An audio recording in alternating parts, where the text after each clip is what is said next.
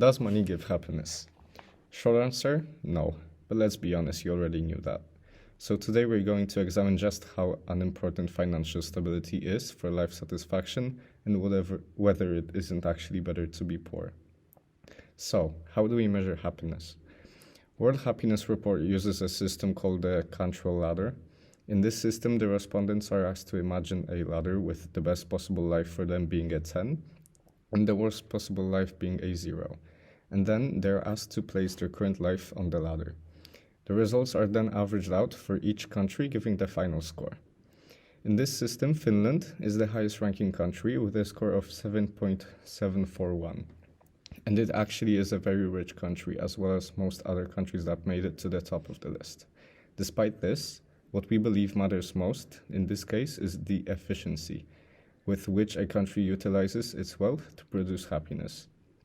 In order to calculate this, we took each country's value on the World's Happiness Report and divided it by median disposable income corrected for purchasing power.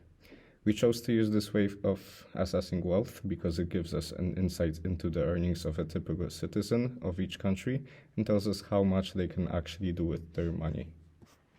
Using this method allowed us to give each country a score, indicating how cheaply it buys happiness. So, what are the results? Finland, the happiest country in the world, got 12.5 points in our index, which is a pretty good score. On the other hand, Luxembourg, the richest country for which we did the calculations, only got 7.1 points.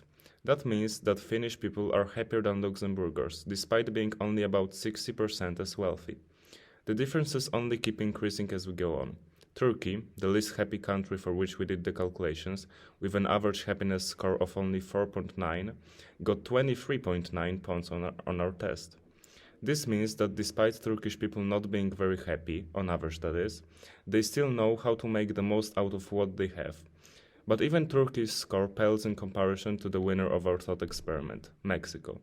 This country got 54.7 points. Just how much that is can only be expressed through a comparison.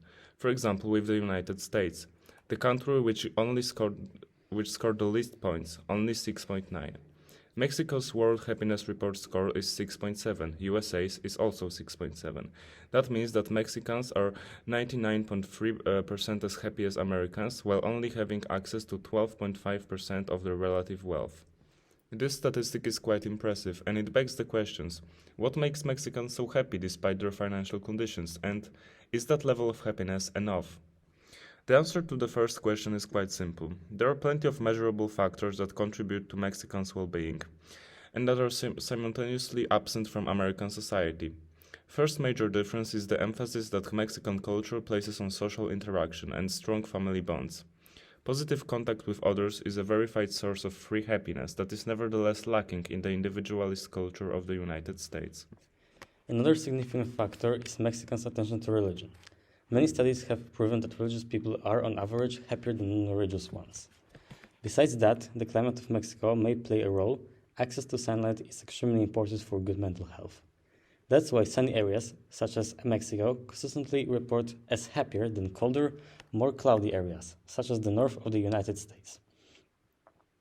The final reason for Mexicans' well-being is the lack of emphasis their culture places on material possessions. This stands in stark contrast to the culture of the United States, where wealth is considered to be one of the most important qualities. Because of this emphasis on expanding one's fortune, many people in America are never quite satisfied with their financial position, no matter how wealthy they are. Their culture promotes always looking up and searching for more. So, what does it say about the world? Is all of Americans' wealth unnecessary for true happiness? What level of happiness should we consider to be enough? To answer the first of these questions, we need to first ask ourselves whether it is possible to instill values similar to the ones in Mexican culture into any culture, and would actually make the people happier in every case. There's no definite answer to this question. What we can know for sure is that there is a lot we can learn from the Mexican way of life, and there might come a time when we have to apply this knowledge. This is due to the long-term unsustainability of the American way of life. There are not enough resources in the world to provide such living standards to the entire global population. So in the end, we'll have to turn towards alternative sources of human happiness.